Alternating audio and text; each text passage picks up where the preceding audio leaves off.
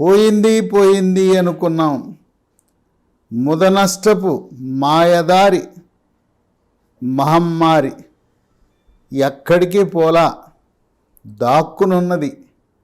శీతాకాలంలో చలి ప్రారంభంగానే అనుకూల వాతావరణం అని గమనించి రూపురేఖలు మార్చుకుని కల్లోలపు కరోనా మళ్ళీ దర్శనమిచ్చింది.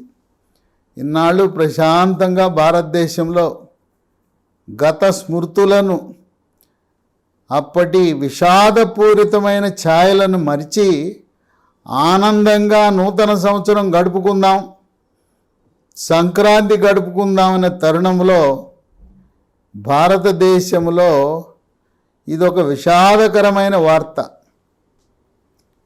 ఈ కోవిడ్ రూపాంతరము చెంది ఒమిక్రాన్ కోవకు చెందిన వైరస్ ప్రస్తుతం JN.1 అనే పేరిట మళ్ళీ పునర్దర్శనం ఇచ్చింది.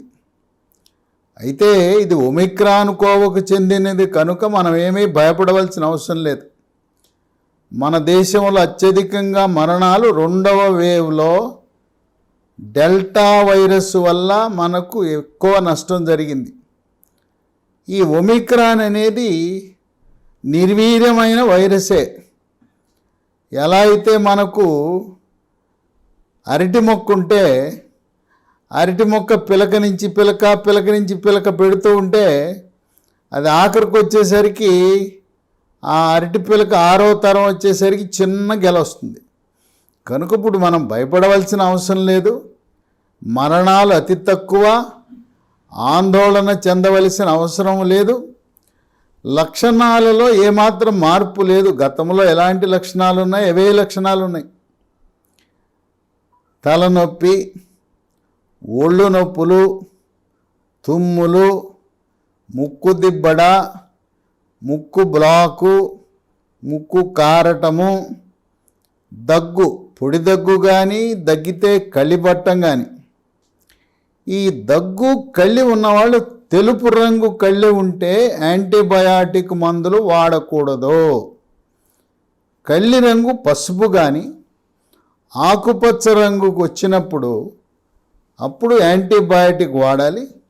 యాంటీబయాటిక్ కూడా డాక్సీఎస్ఎల్ 100 మిల్లీగ్రామ్ ఉదయం టిఫిన్ తర్వాత ఒకటి, రాత్రి భోజనం తర్వాత వరుసగా 5 రోజులు వాడితే మళ్ళీ కళ్ళి రంగు తెలుపు రంగుకు వస్తుంది.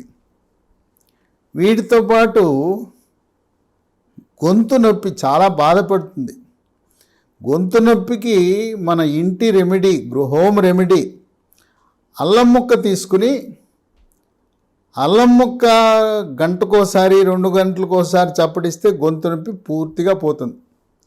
మనం తాగే నీళ్లు చన్నీళ్ళు, ఫ్రిడ్జ్ నీళ్ళు కాకుండా గోరువెచ్చని నీళ్ళు మాత్రమే తాగాలి. ఇక వీటితో పాటు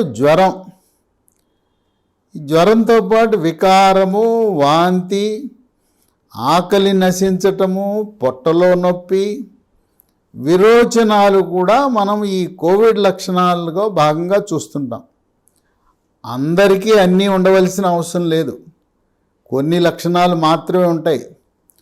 చూడటానికి ఈ లక్షణాలన్నీ కూడా ఫ్లూ జ్వరము, దగ్గు, పడిశం లాగానే ఉంటాయి. ఈ లక్షణాలు చూస్తే ఎవరు కూడా ఇది కోవిడ్ అని అనుకోరు. అనుమానం వచ్చిన వాళ్ళు గతంలో వలె ర్యాపిడ్ యాంటీజెన్ పరీక్ష, ఇది గవర్నమెంట్ వాళ్ళు ఉచితంగానే చేస్తారు. ర్యాపిడ్ యాంటీజెన్ టెస్ట్ తర్వాత 100కి 100 రూపాయలు నిర్ధారణ చేయాలంటే RT-PCR అనే పరీక్ష చేయాలి. అది హైదరాబాద్ నగరంలో గాంధీ హాస్పిటల్లో ఉచితంగా RT-PCR టెస్ట్ చేయటం ప్రారంభించారు. ప్రస్తుతం 20 డిసెంబర్ నాటికి భారతదేశంలో ఈ కేసుల సంఖ్య మొత్తం 2500కు వచ్చింది. ఇది సెప్టెంబర్లోనే అమెరికా, చైనాలో కనపడింది. తదుపరి మలేషియా, సింగపూరు, థాయిలాండ్ దేశాలకు విస్తరించి కేరళకు చెందిన 78 సంవత్సరాల మహిళ సింగపూర్ నుంచి కేరళకు త్రివేంద్రంకు రావటం వల్ల మొట్టమొదటి కేసు కేరళలో డిసెంబర్ 10న నమోదైంది. ఈ రోజున సగటున రోజుకి 300 కొత్త కేసులు నమోదవుతున్నాయి. చేసిన పరీక్షల్లో 100 RT-PCR పరీక్షలు చేస్తే ఒక్కరికి పాజిటివ్ వస్తూ ఉంది. అయితే నిర్లక్ష్యం చేయొద్దు, ఏం చేయదులేని. ఇప్పటికీ 2500 మందిలో 5 మరణాలు సంభవించినాయి. 4 కేరళ రాష్ట్రానికి చెందినవారు, 1 ఉత్తరప్రదేశ్ రాష్ట్రానికి చెందినవారు. కేరళలోనే ఈరోజు సంఖ్య అత్యధికంగా ఉంది. దేశంలో అన్ని రాష్ట్రాలకు వ్యాప్తి చెందుతూ ఉంది. తెలంగాణ రాష్ట్రంలో కూడా నేటి వరకు 9 కేసులు నమోదైనవి, 1 మరణం కూడా లేదు. తెలంగాణ రాష్ట్రంలో 400 RT-PCR టెస్టులు చేస్తే 4 పాజిటివ్ అయినాయి. అంటే 1% మందికి పాజిటివ్ వచ్చే అవకాశం ఉంది.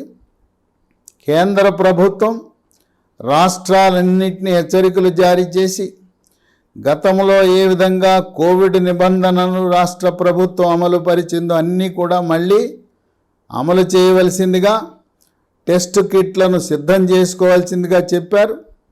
ఇప్పటికే గాంధీ హాస్పిటల్లో 50 పడకలు, MGM హాస్పిటల్ వరంగల్లో 50 పడకలు, హైదరాబాద్లో ఎర్రగడ్డలో ఉండే ఛాతీ హాస్పిటల్లో 20 బెడ్లు, కోవిడ్ సోకిన వారు అడ్మిట్ కావటానికి సిద్ధం చేశారు. అయితే దీని లక్షణం ఏంటంటే ఈ JN1 దీనివల్ల ఆక్సిజన్ శాతం పడదు, హాస్పిటల్లో చేరవలసిన అవసరం ఉండదు. అయితే కొన్ని ప్రత్యేక కేటగిరీ వ్యక్తులు, ఎవరికైతే రోగ నిరోధక శక్తి తగ్గుతుందో అటువంటి వారిలోనే మరణాలు ఉంటాయి.